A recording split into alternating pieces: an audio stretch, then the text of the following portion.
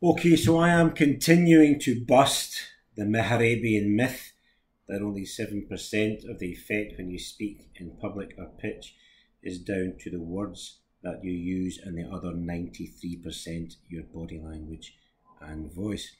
I've already given 30% to ethos, and that's your character. And now I'm going to talk about pathos, and that is what I would call the emotional connection. And pathos is certainly about the words that you choose to use, stories that you tell, the analogies and metaphors that you draw, how you make the audience feel when you are speaking in public or pitching. Now, there are many ways to do this, and here's the thing. You all know intuitively that effective speakers can persuade you. We all know that people who are good on their feet can give you an emotional feeling that can engage you and make you remember them.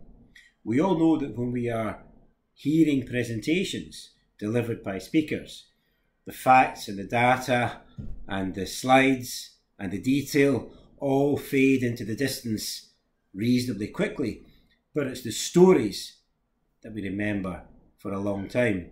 Now, you might want to start when you're thinking about a presentation about how you want the audience to feel by the end of that presentation.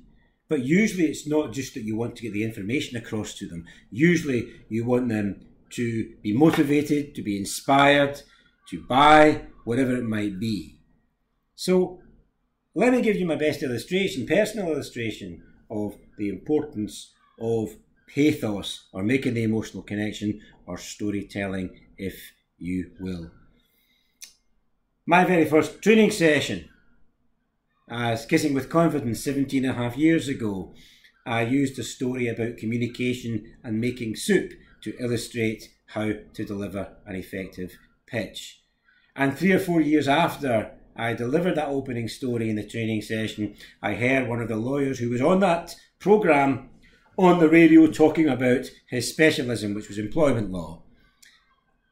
And I had my email open and I rattled off a quick email to this lawyer. We'll call him John, because that was his name. I said, John, fantastic to hear you on the radio at lunchtime. That was a great bit of PR. And he pinged me straight back. I'm glad you heard it, Russell.